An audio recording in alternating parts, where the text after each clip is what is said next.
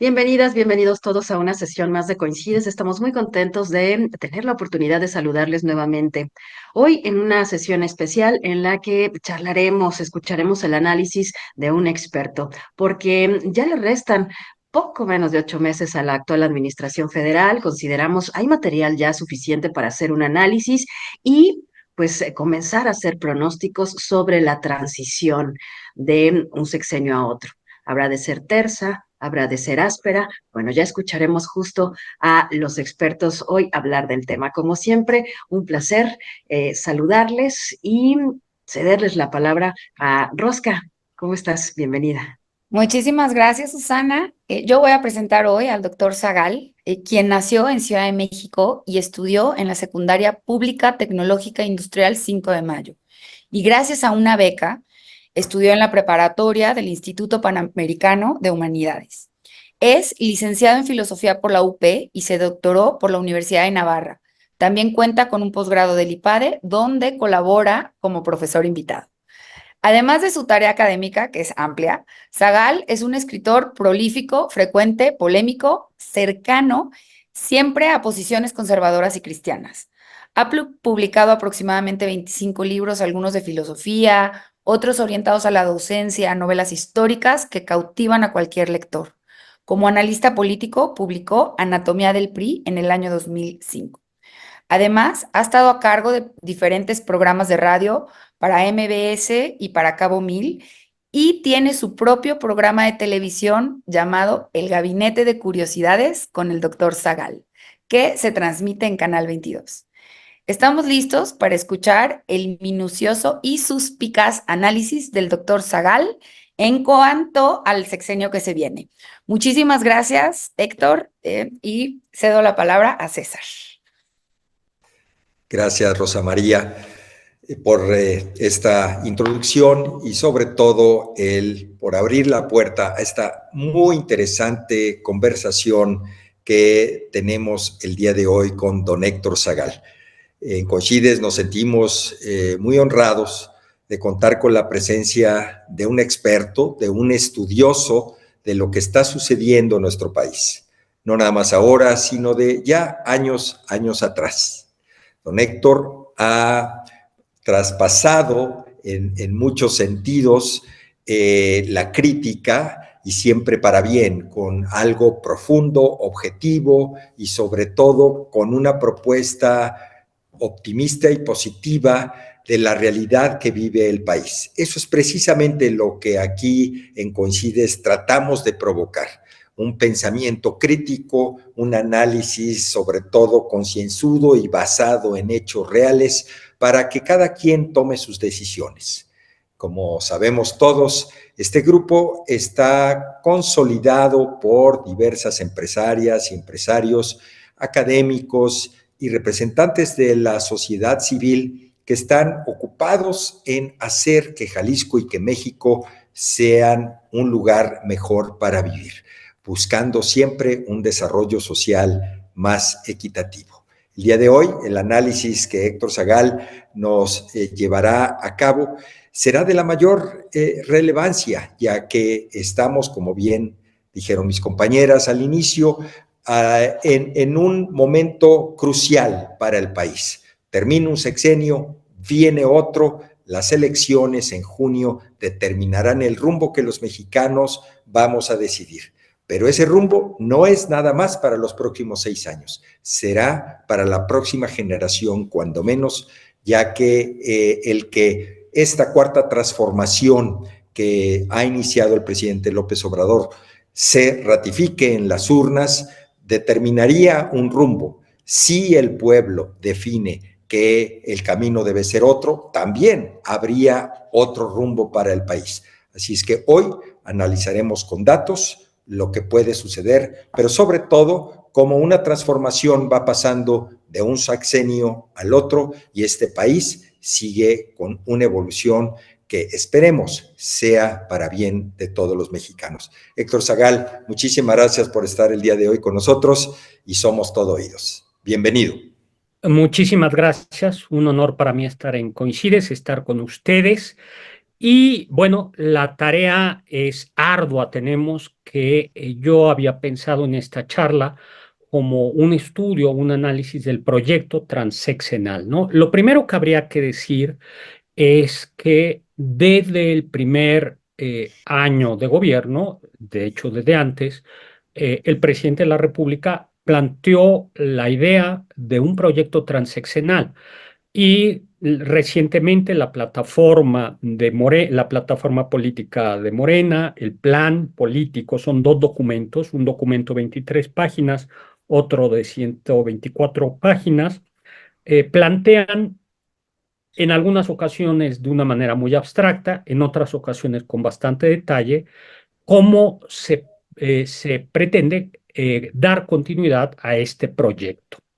Por otro lado, también hay que decir que lo que hemos vivido en este sexenio fue vivido, si no al pie de la letra, sí en sus grandes principios, cuando el presidente Obrador fue jefe de gobierno del entonces Distrito Federal. Tanto políticas fundamentales como la pensión para adultos mayores, como el enfrentamiento con el Instituto Electoral del Distrito Federal y el Instituto de Transparencia del Distrito Federal tuvieron lugar en aquel momento. Entonces, vamos a decirlo así, aquello de la historia es maestra de la vida, yo creo que es muy, muy verdadero en este caso, ¿no? En buena medida, lo que ha hecho el presidente en el país tuvo como laboratorio previo lo que se hizo en en el Distrito Federal. Las universidades de la Ciudad de México, el tipo de relaciones que mantuvo con el empresariado mexicano, el empresariado del Distrito Federal especialmente, con los líderes religiosos. En este sentido, no hay en realidad grandes novedades para quien ha dado seguimiento, excepción de un punto que es el tema de las relaciones con el ejército, ¿no? Esto yo creo que es importante, ¿no? Decirlo. Ahora, yo quisiera comenzar con compartiéndoles a ustedes unas pequeñas láminas en donde lo que quiero es partir, pues hasta donde es posible, de los hechos, ¿no? Lo primero que hay que decir es que cuando uno analiza las encuestas, uno tiene que tener frialdad, ¿no? Es decir, que las encuestas nos gusten o no nos disgusten, no le quitan peso a las encuestas, y que si bien es cierto que toda encuesta tiene un margen de error, como no recordar el error de las encuestas que le daban el triunfo a Hillary Clinton frente a Trump. En general, las encuestas, y especialmente en este sexenio, han sido acertadas, ¿no? Y también es cierto, no hay que negarlo, que las encuestas no solo tienen que las encuestas, que son sobre todo un retrato de la situación de ahora, es un electrocardiograma de hoy. Las encuestas sí tienen un valor, yo no diría predictivo, pero sí un valor performativo. ¿Qué quiere decir esto? Quiere decir que a veces las encuestas tienen un impulso, son capaces de modificar la opinión pública, no decisivamente, pero cuando una encuesta va, por decirlo así, encarrerada, electoral, hay un tipo de elector que se repliega y que dice no tiene sentido ya votar porque ya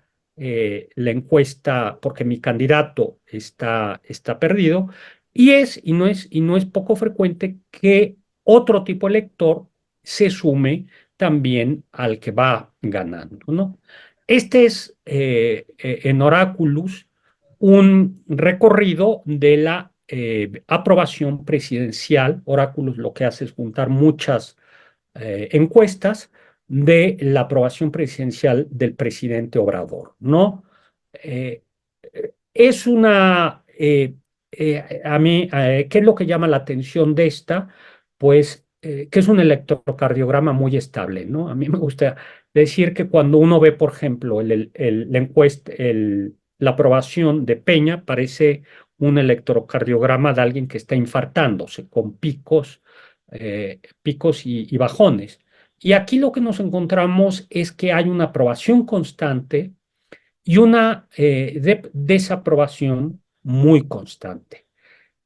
¿Tiene niveles de aprobación altísimos? Sí, aunque tampoco tan altos comparados con otros candidatos, con otros presidentes.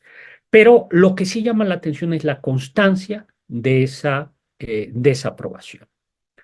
Esta es otra encuesta, esta es una semanal de Mitofsky, mucho más, vamos a decirlo así, esta es cada semana, que en la aprobación, yo la he seguido, le da el 50, coincide en darle un 60% de aprobación y le da aquí sí una desaprobación de un 40%.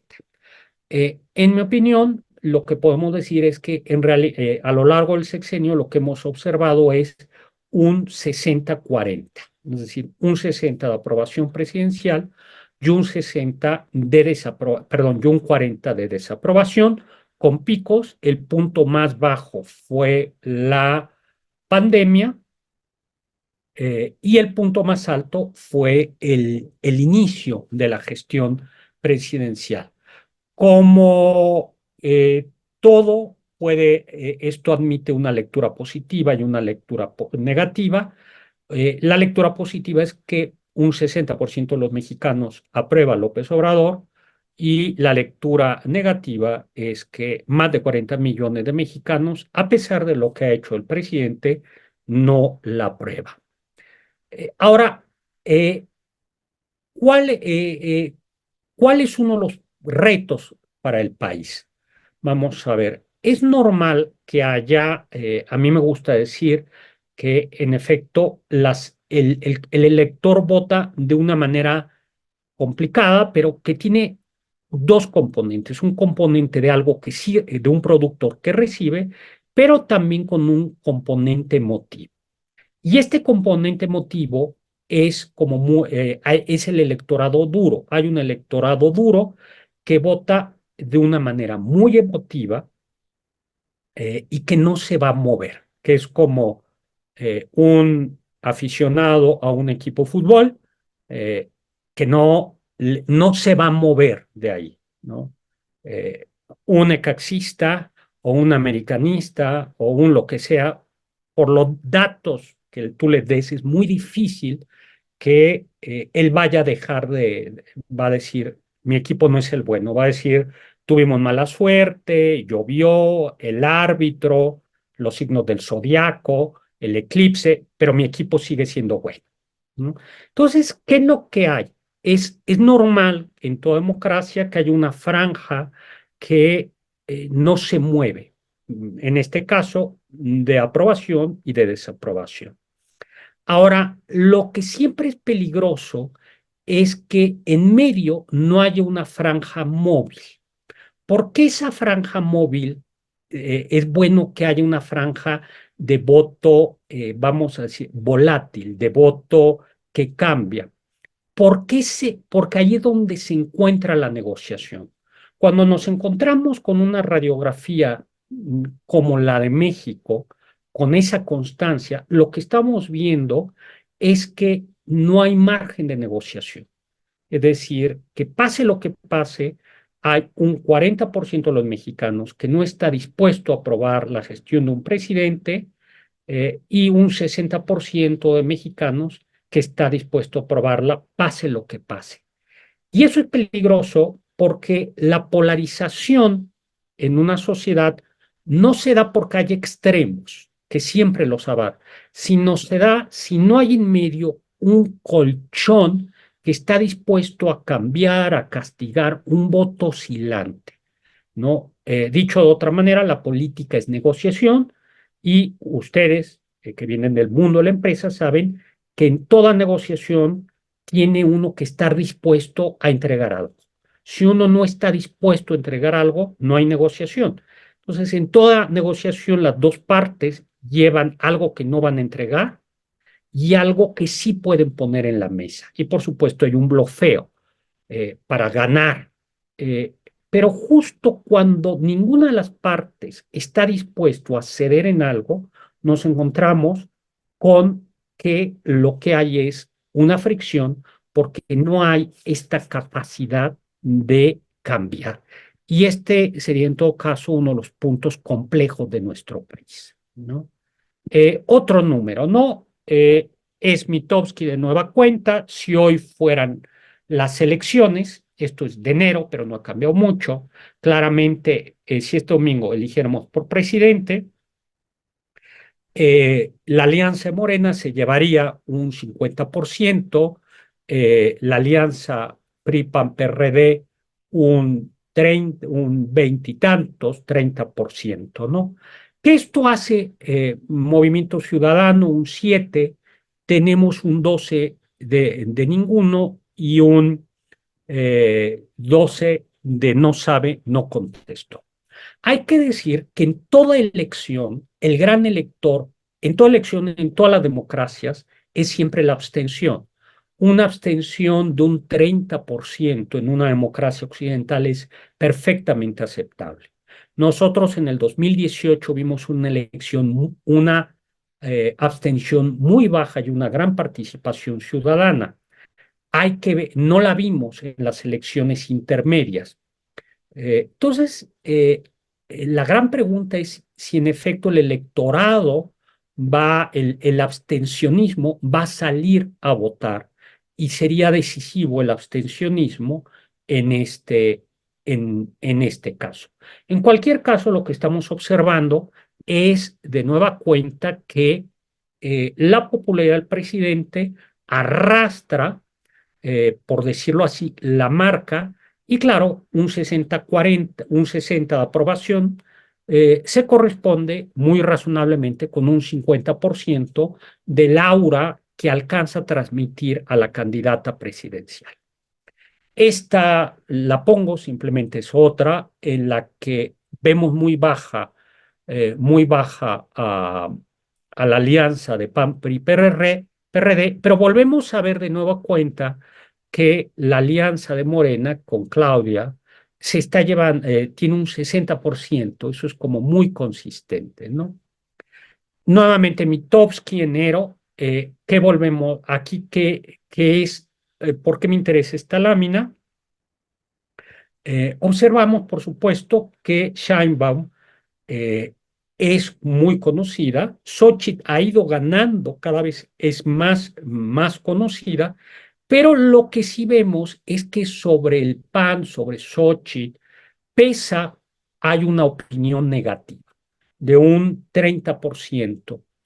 Y eso es importante porque de esas personas que lo conocen, 30% tiene una opinión negativa y ese es muy difícil que alguien vote por alguien de quien tiene una mala opinión, ¿no? Esos negativos le están pesando.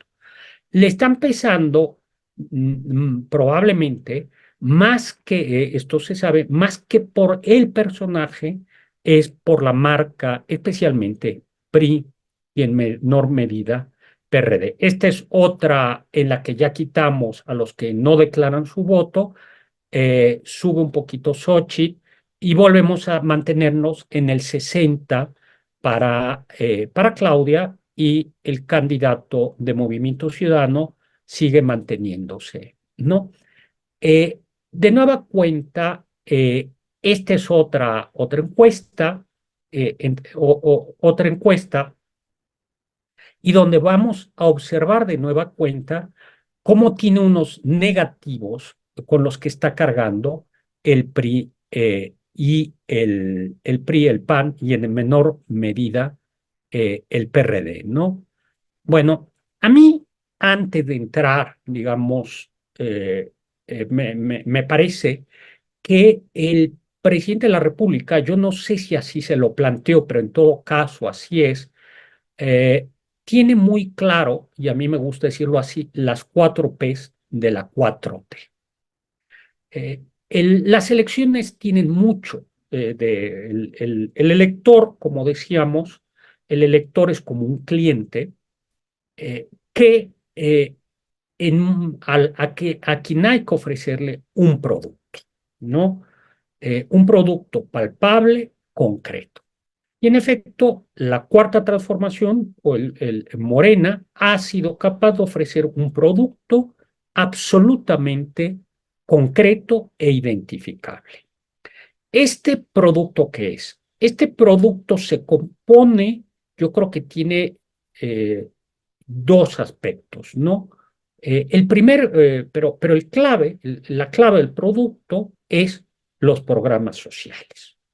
Los programas sociales son algo concreto, tangible, ¿no? No es rollo, ¿no? Si uno observa de esos, el programa estrella es sin duda el de los adultos mayores, eh, la pensión no contributiva para adultos mayores, a los que hay que sumar el de jóvenes construyendo el futuro, sembrando vidas, y otros programas como por ejemplo el de madres solteras, algunas becas, pero este producto es un producto muy, muy tangible. Y es tan tangible que en los últimos estudios de Coneval, si tuviera tiempo podríamos ver las láminas. Coneval, como ustedes saben, mide la pobreza de una manera muy compleja, multifactorial, pero hay una de las mediciones claves de la pobreza es la pobreza por ingresos, ¿no? ¿Qué quiere decir? Donde hay pobreza y pobreza extrema, la pobreza extrema es la gente que no es capaz de cubrir, de poder comprar una canasta básica, los insumos para una canasta básica, o está en el límite, ¿no? En efecto, ahí hemos observado que del 2018 al 2022, la pobreza extrema, la pobreza por ingresos, la pobreza extrema y la pobreza disminuyó, la de ingresos y la extrema. Pobreza por ingresos normal, por así decirlo, y pobreza por ingresos extrema se redujeron. Y esto es, diga lo que se diga, es un gran logro porque supone que millones de personas pasaron de la pobreza extrema a la pobreza y algunos salieron del umbral de la pobreza. Y esto es muy fácil de entender, muy fácil de entender. Cuando en una familia de clase media, cuando en una familia el ingreso familiar es de 7,000, 8,000 pesos al mes, el recibir 3,000, 2,000, 4,000 pesos de ingreso en efectivo es un cambio absolutamente radical. Y esto es un producto muy específico, ¿no? Que nos permite entender en buena medida por qué la candidata Sheinbaum es puntera. Es puntera porque tiene un producto que está ofreciendo, ¿no? Y el producto, parte del producto es programas sociales. ¿Qué está ofreciendo la candidata Xochitl? La candidata Xochitl como producto, si nos damos cuenta, no alcanza a ser lo suficientemente concreto para el elector que vive en situación de pobreza.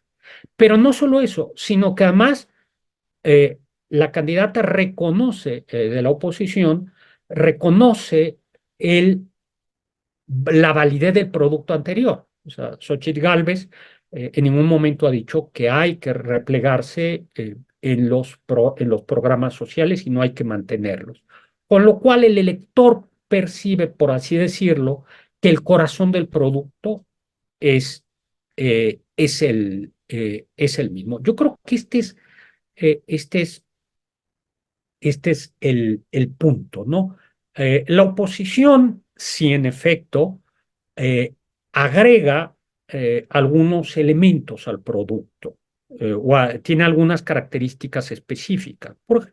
Por ejemplo, división de poderes, equilibrio de poderes, pero en realidad estos aspectos, que son características de una democracia liberal, resultan bastante intangibles para el elector promedio, ¿no?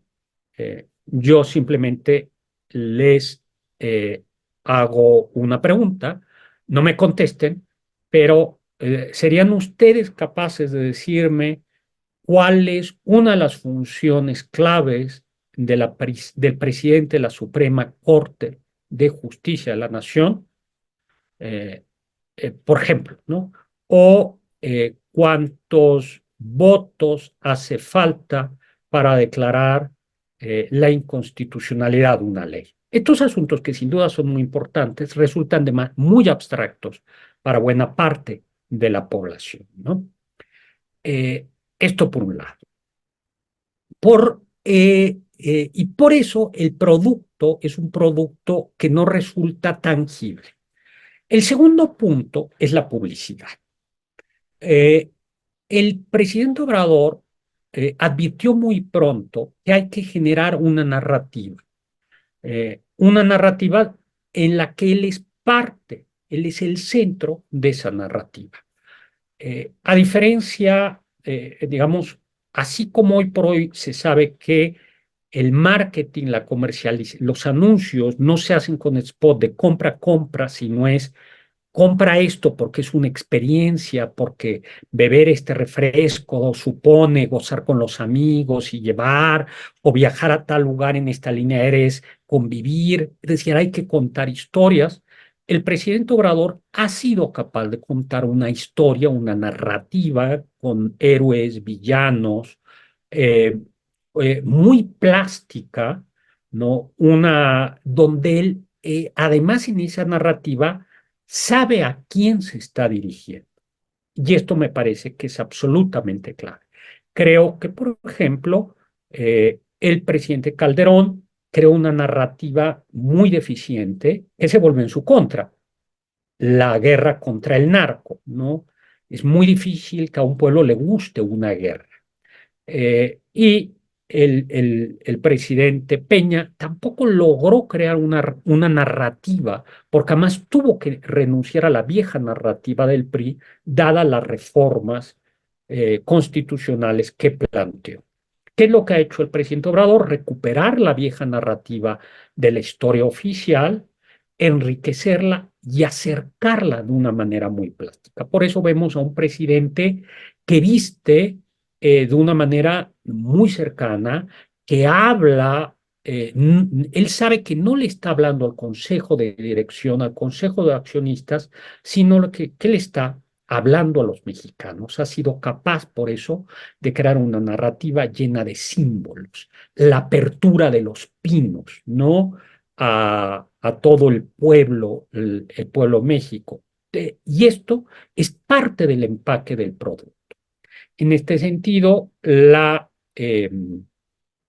candidata Xóchitl Gálvez ha intentado crear una narrativa, es una mujer cercana, tiene un lenguaje mucho más cercano quizá que la candidata Sheinbaum, pero es ella. La narrativa no es dueña no es dueña de la narrativa. Sí es cierto que hemos visto que durante los últimos semanas ha habido días que el presidente ha perdido el control de la narrativa, pero la ha vuelto a marcar la agenda a través de las llamadas reformas constitucionales. Segundo, tercero, la plaza, donde vende la 4T su producto. Bueno, el presidente desde hace años ha visitado cientos de municipios, los sigue visitando, entonces ha hecho un trabajo de campo. Esto es muy importante, por un lado. Segundo, no hay que olvidar que Morena ha recibido algunas de las redes que pertenecieron al PRI, al PRD y en menor medida al PAN, con lo cual tiene unas estructuras. Y finalmente, en el mundo del foro virtual, que es la plaza, también está enormemente presente. Entonces tienes el trabajo de campo de un presidente que ha estado presente como candidato, precandidato los últimos 18 años.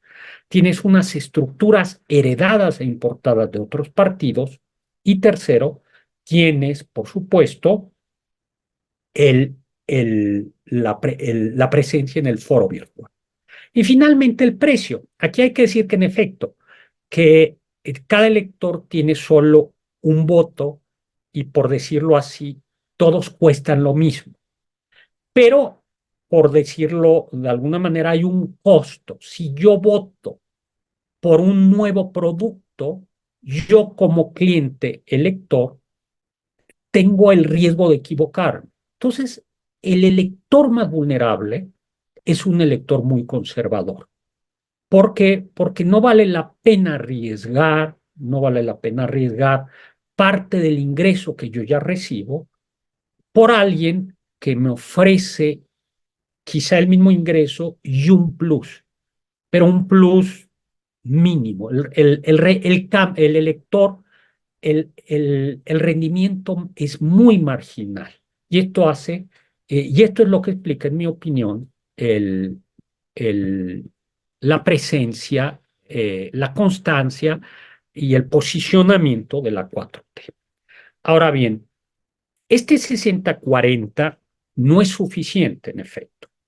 No es suficiente, y el presidente lo ha dicho recurrentemente, porque lo que hace falta para consolidar, hay que recordar que el proyecto económico es muy claro, el presidente lo ha dicho con toda su claridad, que es una economía mixta. ¿Qué es una economía mixta? Es una economía en donde el Estado recupere la rectoría de la economía, especialmente en áreas como la energía, la telecomunicación y el desarrollo social. Esto lo ha dicho el presidente varias veces y lo dice la plataforma política de Morena. Entonces, ahora bien, para apuntalar o consolidar esta rectoría del Estado, es necesario una serie de reformas constitucionales. Pero este 60 de aprobación no le permite al partido actual eh, conseguir la mayoría calificada que requiere 2/3 partes de Senado, 2/3 partes de diputados y la mitad de los congresos estatales más uno. De ahí que sea tan importante una primera estrategia, sea las reformas constitucionales que podrían consolidar esta rectoría del Estado. Insisto, los documentos de Morena lo dicen, esta economía mixta en estas áreas, por un lado. Ahora bien, como esto es probable que no se consiga, al menos las encuestas de hoy no indican que se llegue a esto, hay una segunda estrategia. Y esta es la que estamos viendo desplegar. Es a través de una serie de leyes secundarias, en efecto, ¿quién es el custodio de la Constitución? La Suprema Corte de Justicia. Y por eso es el gran contrapeso hoy a este cambio. Podemos estar de acuerdo o no, pero digamos, para cambiar la Constitución, para consolidar estas reformas, hace cambiar la Constitución o conseguir una serie de leyes que lo hagan. Pero las leyes secundarias se están topando con inconstitucionalidades y la Suprema Corte las está deteniendo. ¿Cuál es entonces el camino? El camino son leyes secundarias. ¿Qué quiere decir? Es decir, cambiar leyes que rigen el funcionamiento de la Suprema Corte que permitan que una mayoría, una mayoría de 4 ministros permitan transitar algunas leyes secundarias y que no sean descalificadas y que no sean declaradas inconstitucionales, lo que permitiría esta consolidación.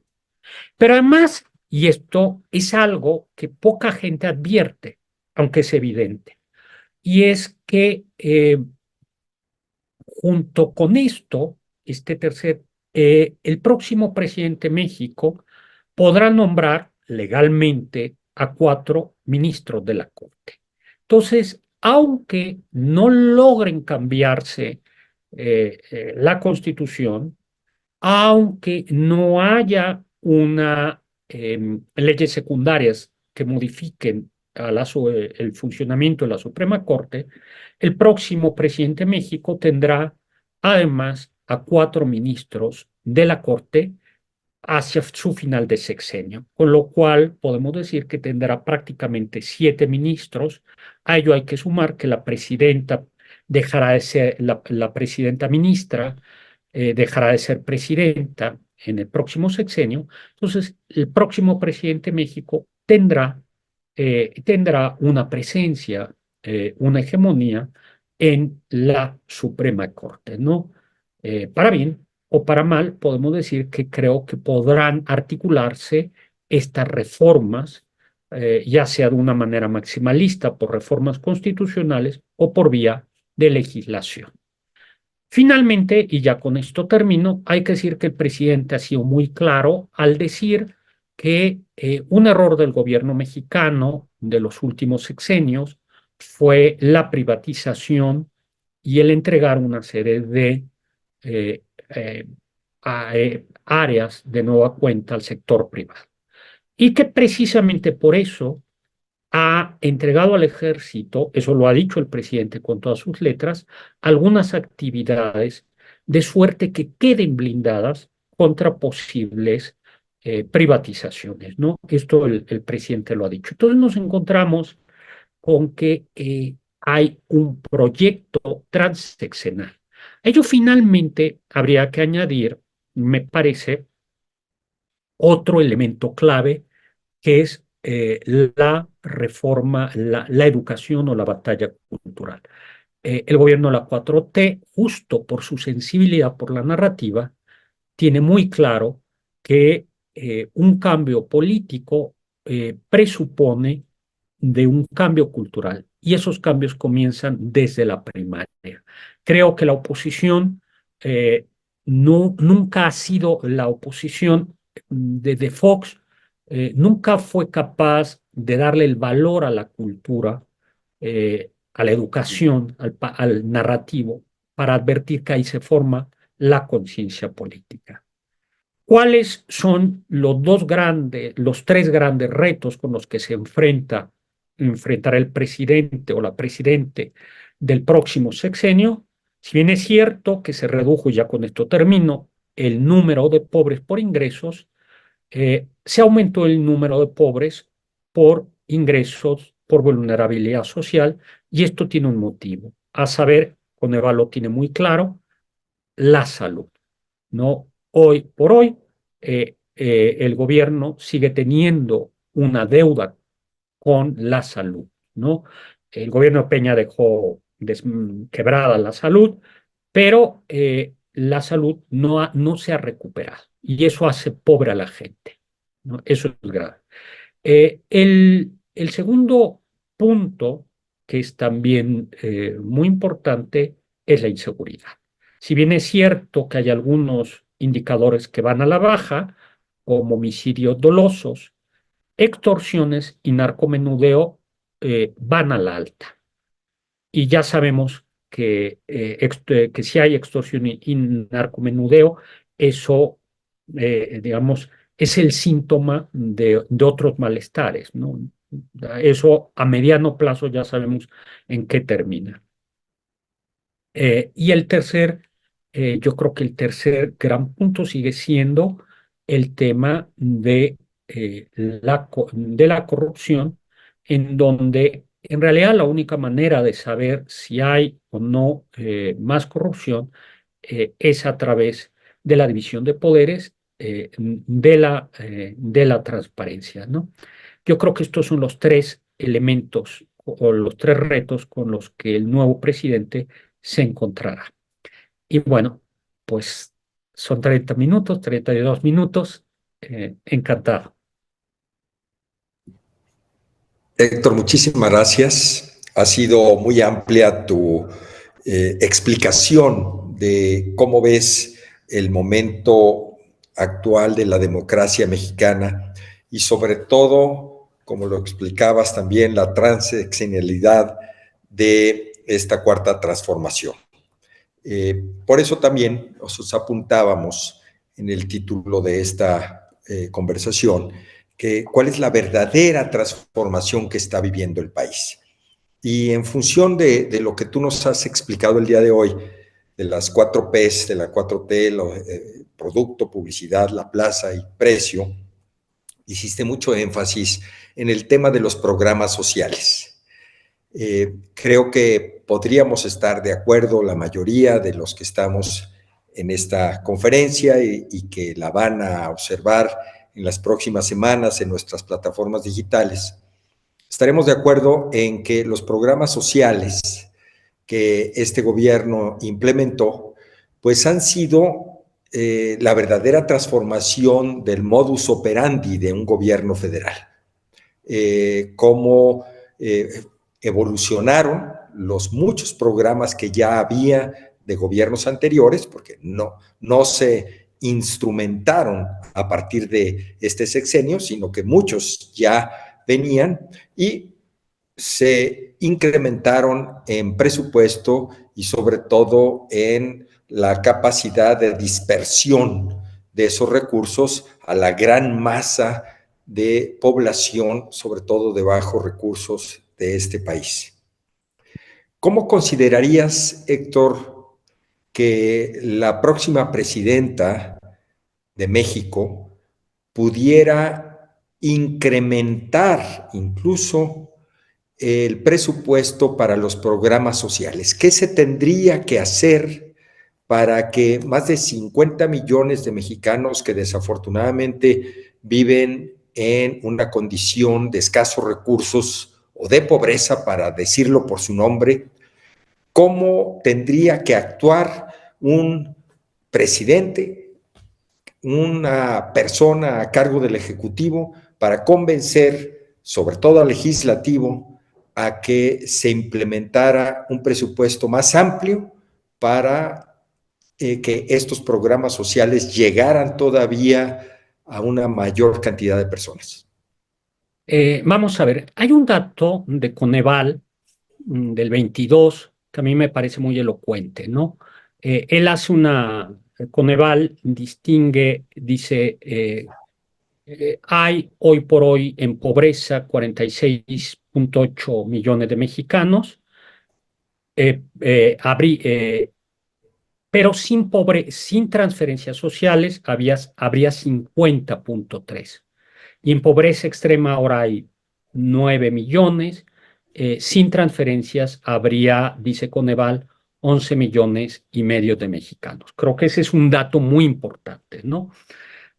Por un lado, hay que decir que hoy por hoy el ejecutivo, y que muy probablemente el próximo presidente no va a tener problemas para conseguir la mayoría que le permita esas aprobaciones en el legislativo. Yo creo que ese no va a ser el problema, ¿no? Porque creo que la candidata Sheinbaum lo va a tener, y muy difícilmente la oposición sería renuente a elevar el número de ayuda a los programas sociales.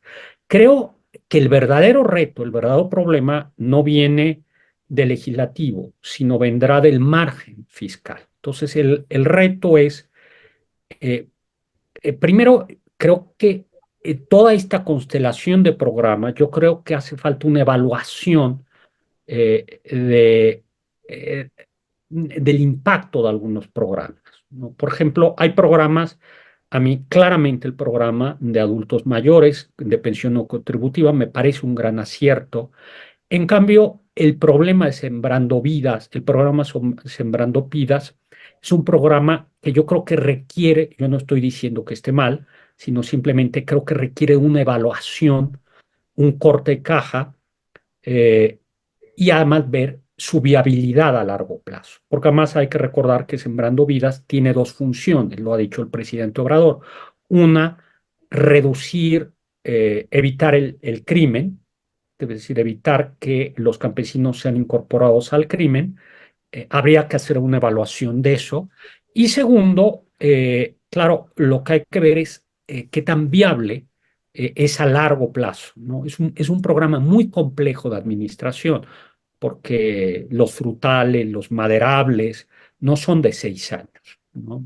quizá algunos agaves sí, pero la mayoría de Entonces, creo que requiere como un análisis de la viabilidad y los requerimientos financieros. Eso por un lado, ¿no?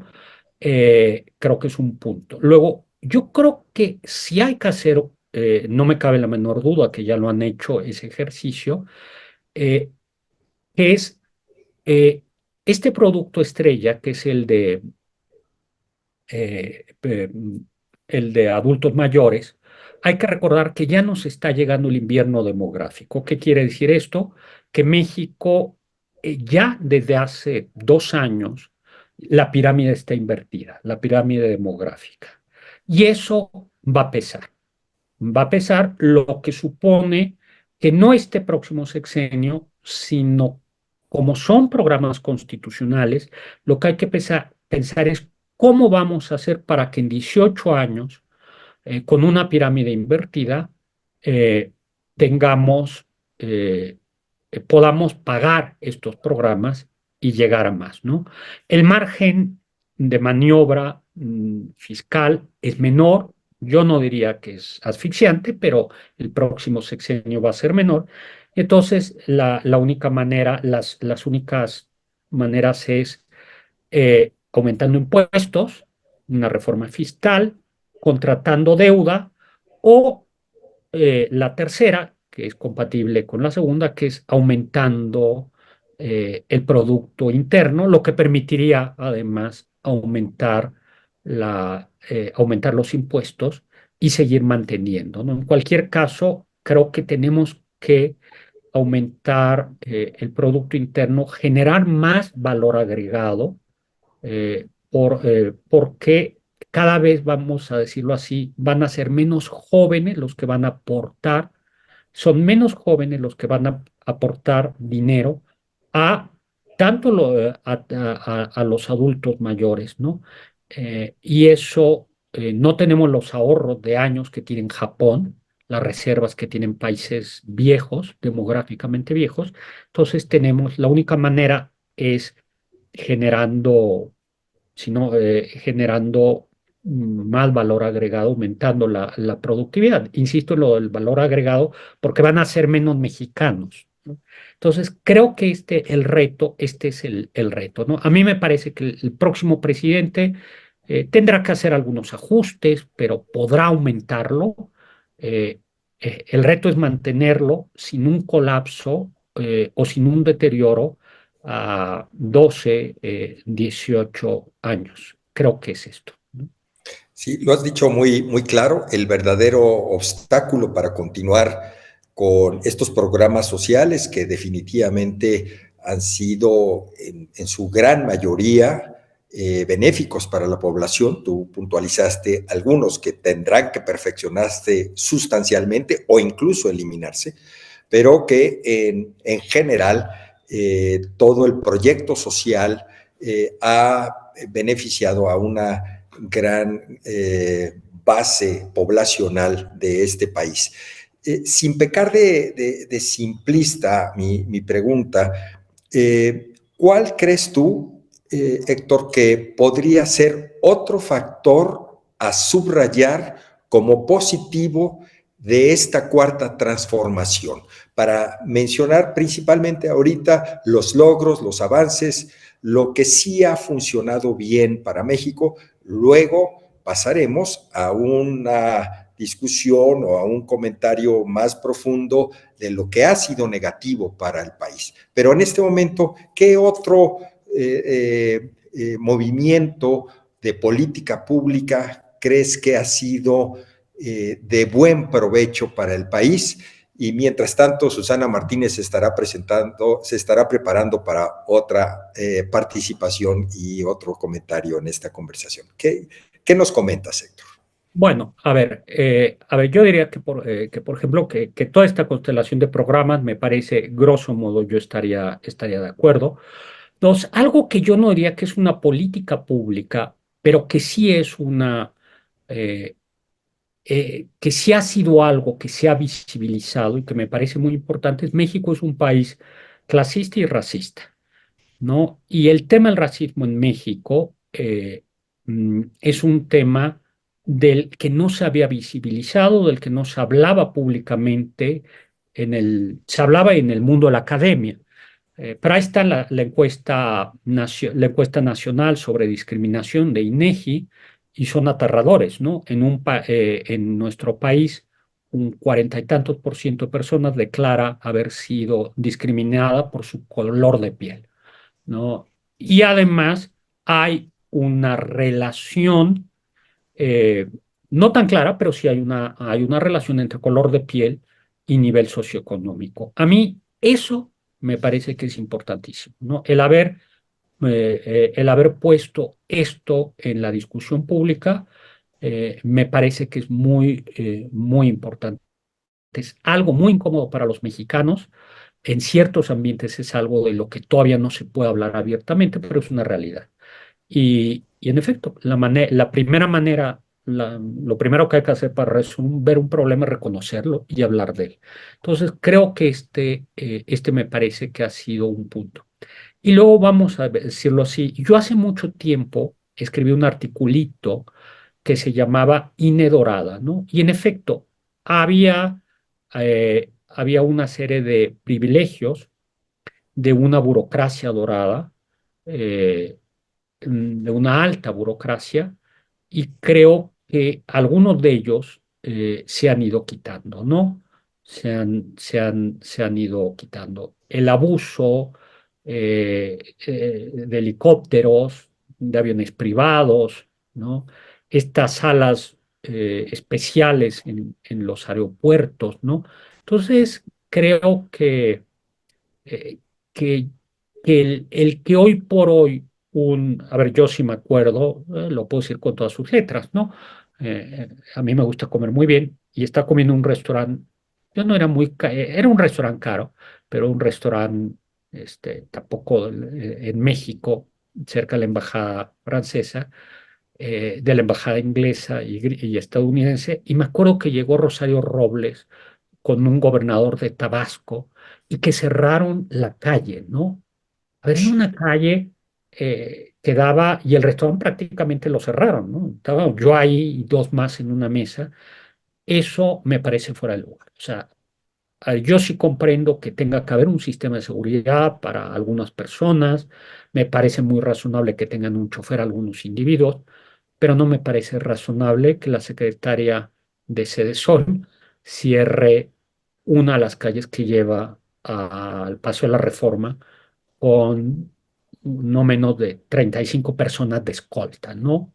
Eh, yo quiero creer que ya pagó la cuenta y no me parece mal que coma cada quien en donde quiere si se lo paga, pero ese despliegue me parece eh, mm, que yo creo que en ese sentido esa narrativa sí ayuda. Creo que eso ha sido importante, ¿no? Claro, hay que dar el paso que no sea solo narrativa, sino se corresponda con la realidad, pero creo que ha sido importante. Pues creo que está siendo un muy buen ejercicio porque estamos tratando, insisto, de pensar a fondo de cuáles han sido, sí, las decisiones de gobierno positivas en esta cuarta transformación, en esta primera etapa de la cuarta transformación. Como bien lo decías, el presidente López Obrador planteó su proyecto de gobierno no para un sexenio, sino para varios sexenios. Bueno, pues es una realidad que la que está sucediendo en México, que la democracia definirá si continúa esta transformación o no. El pueblo tomará la decisión en las urnas.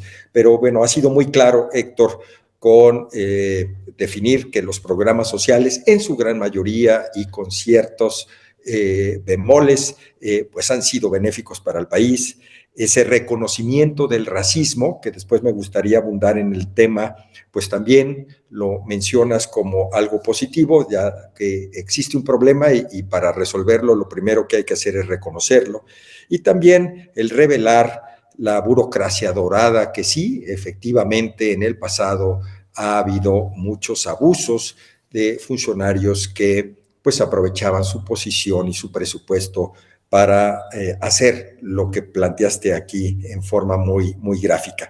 Yo le pasaría el micrófono a Susana para que nos siga comentando al respecto y después a Rosa María también para escuchar su comentario, pero insisto, en esta conversación de encontrar lo positivo que ha dejado la cuarta transformación, está siendo muy interesante el ver diferentes puntos de vista para que queden aquí plasmados en esta conversación. Susana, tu comentario, por favor. Gracias, gracias César y muchas gracias doctor Héctor. Justo en este tenor de explorar lo positivo, quisiera preguntar rápidamente sobre un tema que sé que es amplísimo y me refiero a las reformas constitucionales que ha presentado el presidente López Obrador. Ya hemos escuchado algunos calificativos. Un distractor, no es tiempo suficiente, algunas de ellas no son posibles, algunas de ellas cuestionables por otros sectores como la que se refiere al Poder Judicial. Pero, ¿qué de lo propuesto por el presidente López Obrador en este paquete considera usted es rescatable, es bueno, debería seguir su análisis y desarrollo allá en el Congreso de la Unión? Sí, vamos a ver, como dicen, el diablo está en los detalles, ¿no? Eh, y creo que para tener una evaluación detenida de ello, yo tendría que conocer eh, con detenimiento al día de hoy el paquete de reformas. No los conozco con el suficiente detenimiento porque son bastantes expedientes. Hay que entender la reforma, una reforma hay toda una técnica legislativa. Yo no he tenido acceso a ellas, ¿no? Me parece, a ver, hay como dos tipos de legislaciones, ¿no?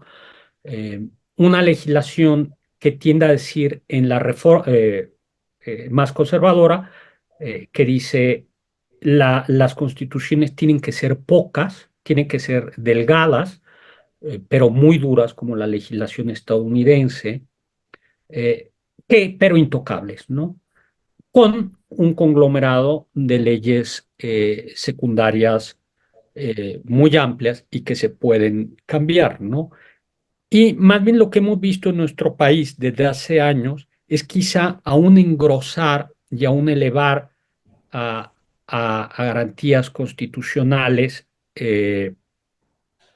a nivel de garantías, alguno de ellos de garantías constitucionales, o un engrosar quizá demasiado la Constitución, ¿no? Yo ahora mismo me parece que es cierto que hace falta revisar el funcionamiento del Poder Judicial, eso me parece que está fuera de cualquier duda. Me parece que está fuera de cualquier duda que en México la justicia tiene que ser de verdad justa y expedita, ¿no? Y creo que el sistema judicial dista mucho, aunque desear, ¿no? O sea, claro que hay que reformar el sistema judicial, ¿no? Em, pero no conozco el detalle más que los números, los planteamientos gordos, ¿no? Sí creo que junto con la reforma judicial, del sistema judicial, urge, y esto el presidente lo ha dicho en algún momento, una reforma del sistema de prisiones. Eso depende del Ejecutivo.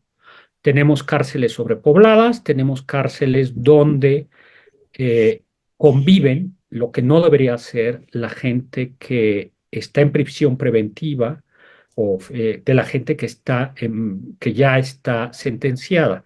Entonces, yo creo que esa es una reforma pendiente. Como también es una reforma pendiente el dotar a las fiscalías de los recursos suficientes.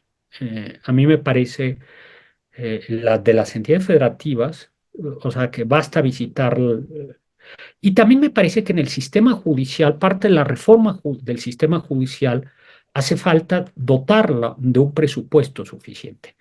Eh, Cuando uno habla con jueces y uno ve lo que un juez tendría que leer por día, es decir, es imposible, o sea, ve los expedientes contra las horas no hábiles, sino las horas de vida a un juez, es imposible. Entonces, eso lo que supone es que necesitamos o adelgazar los expedientes, lo cual tiene su riesgo, o aumentar la estructura de jueces. Entonces, yo creo que sí, por supuesto, el presidente Obrador tiene la razón en que hace falta una reforma del Poder Judicial y que me parece que habría que dotarla de los suficientes recursos, ¿no? Yo invitaría eso, a que hicieran un ejercicio que es, eh, hagan ustedes el ejercicio, los que hayan tenido algún asunto menor, de todo mundo hemos tenido que ver algún juicio, incluso alguna cosa muy sencilla como una sucesión, y ver cuánto tiempo nos cuesta leer con detenimiento eso, ese expediente. Bueno, hagamos ese ejercicio y digamos cuántos de esos expedientes sencillos tiene que leer y estudiar un juez, eh, y es suficiente el número de jueces para leer los expedientes. A mí me parece que en ese sentido el presidente tiene razón, que hace falta una reforma del sistema judicial. Yo iría ahí, pero insisto, no conozco el detalle al día de hoy de las reformas, ¿no? Justo porque hay que leer expedientes, ¿no? Es decir, justo por eso tendría que leer el detalle en los expedientes, ¿no? Muchas gracias. Gracias. Y Sí, bueno, tomando estos últimos comentarios, ni todo es blanco, ni todo es completamente negro. Has mencionado, Héctor, pues algunos puntos que son definitivamente importantes para modificar en el sistema judicial mexicano. Es una realidad que la impunidad y la falta de decisión en muchísimos casos a la justicia mexicana con una deuda enorme.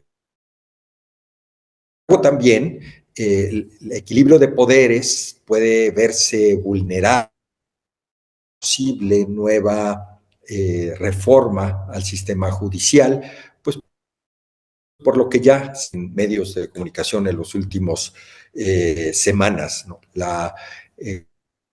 Magistrados de la Suprema Corte pretenden ser electos por como hasta ahora lo contempla la Constitución y cómo bien vulnerar la capacidad de equilibrio del Ejecutivo y el Legislativo. Pero bueno, eso será motivo de otra conversación, como tú, con mayor información y atendiendo los detalles que sí, los con detenimiento. Otro papel, hoy lo decía el presidente con todas las letras, es el ejército en este sexenio tiene y seguramente tendrá tres tareas fundamentales o se convierte nuevamente en un agente político. Ya las tareas de seguridad las hacía desde hace tiempo, algunas tareas de seguridad. Hay que recordar que el ejército siempre dijo que no quería hacerlas. En realidad fueron los civiles los que le pidieron al ejército sacarlo. Entonces, hoy por hoy el próximo sexenio seguramente tendremos a un ejército que estará a cargo de la Guardia Nacional y por tanto ejercerá, eh, mm, estará a cargo de la seguridad.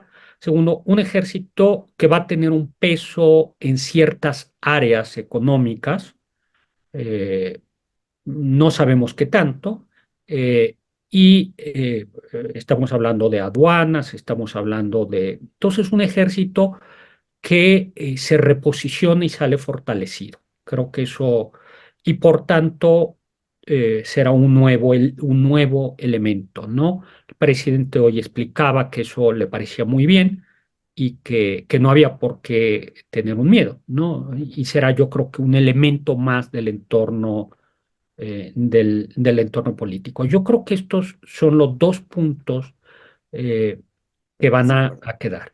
Ahora, no olvidemos, el presidente y la plataforma de Morena lo dice, con toda claridad cuál es el proyecto de nación. El proyecto de nación es una economía mixta, ¿no? El término economía mixta es un término que en donde se acuñó, se popularizó en México en la época de Luis Echeverría, y el presidente y la plataforma lo dice Morena con todas sus letras. O sea, se trata de que el Estado recupere la rectoría en el desarrollo social, en telecomunicaciones, eso lo dice la plataforma, y en telecomunicaciones, energía y desarrollo social. Entonces veremos a un Estado que recupera esta rectoría, ¿no? Eso es cierto que la plataforma dice que en el entorno de una economía abierta, que alienta importaciones, exportaciones y comercio mundial, internacional. Eso lo dice claramente la plataforma. Entonces hay un proyecto muy claro y que se va ejecutando y que lo han dicho, ¿no? ¿Cuáles serían a mí cuatro elementos que dan estabilidad a, a un país y sobre todo a un hombre, a una mujer de negocios? Yo diría la autonomía del Banco de México, hoy por hoy no ha sido tocada. Entonces, luego el TEMEC, el tratado, a pesar de que ha habido fricciones, el tratado es un marco básico, y ahí está. Luego, la disciplina fiscal. Sí, digamos que no tenemos la soltura fiscal no estamos tan a gusto como nos gustaría, pero creo que ha habido una disciplina. Me refiero el Estado tiene algunas restricciones, pero yo creo que ha habido una disciplina fiscal, y no hay ningún foco rojo en ese punto. Y creo y eso da mucha tranquilidad al mercado. Y finalmente, creo que la autonomía del Poder Judicial. ¿Por qué es importante la autonomía del Poder Judicial? Porque tarde o temprano, en cualquier democracia, es normal que uno tenga alguna fricción con una autoridad de cualquiera de los tres niveles de gobierno, y que uno tenga que recurrir a al Poder Judicial. Pero eso es, vamos a decirlo así, eso es habitual, ¿no? Desde una multa en un restaurante, un permiso. Entonces yo creo que estos cuatro cuadrantes son los cuadrantes en los que habría que poner atención, ¿no? Me parece que son lo que garantizarían un clima de negocios bueno y a la larga un desarrollo económico que en efecto tiene que ser redistribuido, y donde creo que los productos, los programas sociales juegan un papel muy importante. Pero claro, eh, son transferencias, y la transferencia no es solo del Estado para el particular, sino en realidad es una transferencia donde el Estado es el que transfiere de los sectores más afortunados o que generan la riqueza a través y transfiere hacia los menos vulnerables. Y por eso creo que al fin y al cabo a todo mundo nos interesa, al gobierno, a los más pobres y a los menos pobres, que la economía se siga moviendo, ¿no? Hoy por hoy creo que la economía se sigue moviendo, ¿no? Y yo eso se lo pregunto a mucha gente. Digo, bueno, al final, le pregunto, a ver, ¿te ha ido mal eh, en este, en este sexenio económicamente? Y creo que, salvo algunos sectores muy específicos, la gente dice, no, al fin, al hacer el corte de caja, esto está funcionando, ¿no? Claro, no hay que contentarnos con ello, hay que hacer que funcione mejor y que continúe mejorando. Pues a mí me parece que estos cuatro indicadores o cuatro factores son claves. Creo que la mayoría de nuestros espectadores estará un poquito sorprendido por el curso de esta conversación, ya que hemos dedicado la mayor parte de ella a sacarle brillo a lo que ha sido positivo de la Cuarta Transformación, tratando de ser objetivos. Obviamente sin dejar de mencionar nuestras grandes preocupaciones de cómo los pobres se han hecho más vulnerables, porque ahora tienen que invertir mucho más dinero en salud, mucho más dinero para curarse, porque desafortunadamente el sistema de salud ha dejado muchísimo que desear, se ha desvirtuado y se ha deteriorado tremendamente. También el tema de la inseguridad que a todos nos aqueja, nos preocupa, nos lacera, y es algo que está dejando como una herencia este sexenio. Es algo que está punzando y que es un foco rojo que prende y apaga permanentemente, al igual que la corrupción.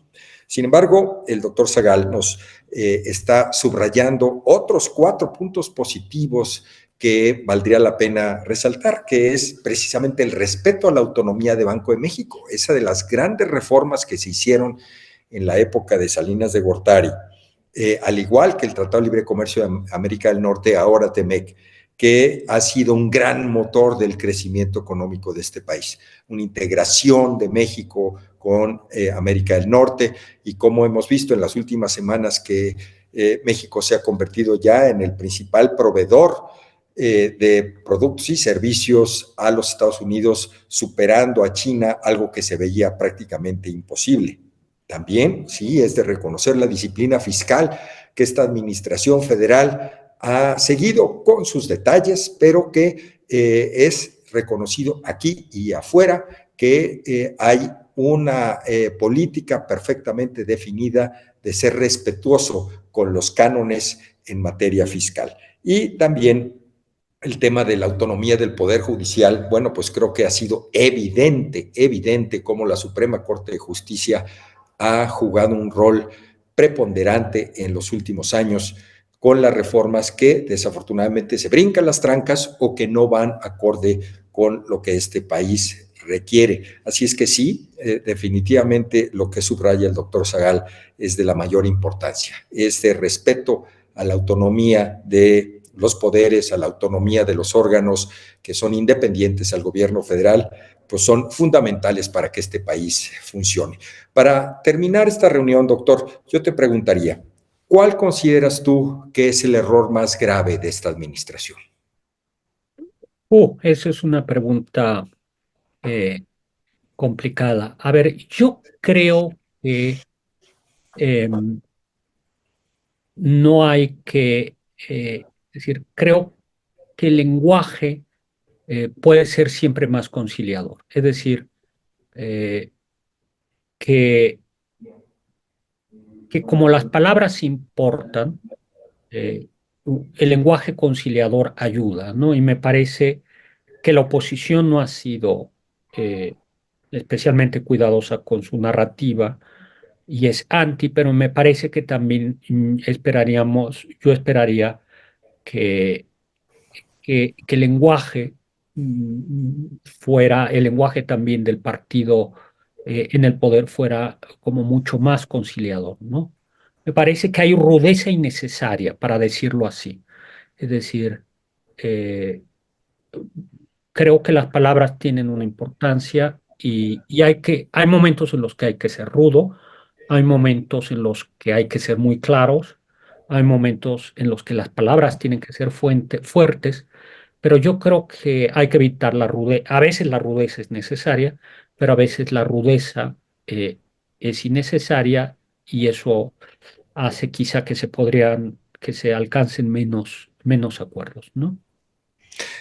Pues creo que la mayoría estamos muy de acuerdo contigo, porque sí, independientemente de que los críticos de la Cuarta Transformación podrían tener un sinnúmero de opiniones respecto a cuáles son los errores más trascendentales e importantes de este sexenio, sí has escogido bien, desde mi punto de vista. Creo que esa polarización, ese lenguaje en el que nos confronta a los mexicanos, sí es algo que está dejando una herida sangrante en este país y que no la teníamos. Había, sí, ese racismo oculto, no reconocido, como tú bien lo mencionaste, ese clasismo que desafortunadamente existe, sí existe en México y que no se había sacado a la superficie, pero el hecho de confrontarnos y de todavía a estas alturas del partido estar hablando de adversarios y no de compatriotas, creo que eso está dejando una huella enorme que habrá que subsanar. Yo te quisiera dar las gracias, Héctor, por esta conversación interesante, profunda, diferente que hemos tenido el día de hoy y donde pues nos has puesto en el pizarrón virtual los puntos más importantes que hay que analizar de cosas principalmente positivas que esta cuarta transformación ha dejado al país, pero sin dejar de pulular, de señalar lo que nos preocupa y lo que hay que corregir. Y hay una oportunidad el 2 de junio. Muchísimas gracias, don Héctor. Gracias por tu tiempo. Gracias a Rosa María. Gracias a Susana por sus participaciones. Y gracias a todos ustedes por la generosidad de escucharnos. Espero que nos veamos muy pronto, Héctor, y que podamos seguir abundando en este tema. Seguro que sí, me encantará. Mil gracias a todos ustedes y felicidades por lo que hacen. Mil gracias a ti, a todos ustedes. Esto es Coincides. Hasta la próxima.